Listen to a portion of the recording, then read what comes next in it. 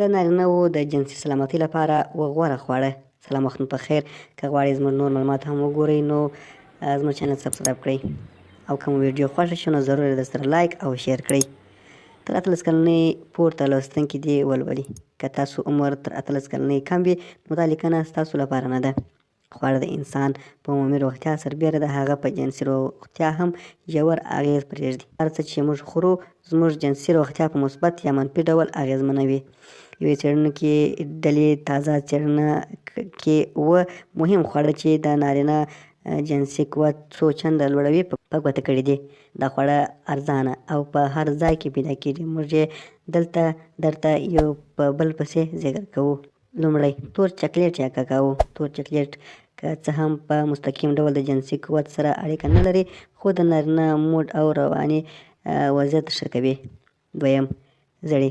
اغوز، بادام، ممپلی او نور زړې د نارینه جنسي قوت څو چنده لوړوي.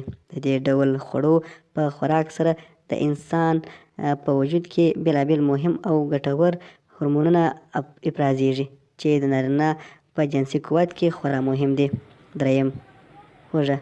هوږه که څه هم ځینې خلک یې د دې لپاره نه خوري چې بیا یې ګنې خوله بوی کوي خو د جنسي قوت اصلي راز ګڼل کېږي. د هوږې خوړل نه یوازې دا چې د وینې لوړ فشار کنټرولوي بلکې د وینې جریان هم چټکوي. کله چې په وجود کې د وینې جریان څومره چټک وي هومره نارینه په جنسي لحاظ قوي او ځواکمن وي. څلورم شنه سبزي او تخم لرونکي خواړه. د براکلي فامیلې ټول خواړه د نارینه په جنسي هورمونونو مستقیم اغېز پرې شي. د دې خوړو خوړل د جنسي قوت لپاره هیڅکله هم بې ګټې نه دي. پنځم ماهی. ماهی د بي ویټامین په لرلو سره د نارینه د جنسي ځواک ګټور عامل دی. د ماهي خوړل په وجود کې د وینې جریان تیزوي او جنسي انرژي څو چنده لوړوي. شپږم اوربشې لرونکي خواړه. اوت یا اوربشې لرونکي خواړه چې په ټولو بازارونو کې موندل کېږي او د اوت په نوم شهرت هم لري د جنسي قوت لپاره ګټور خواړه دي. دا خواړه د وزن په کنټرول کې هم اساسي رول لري.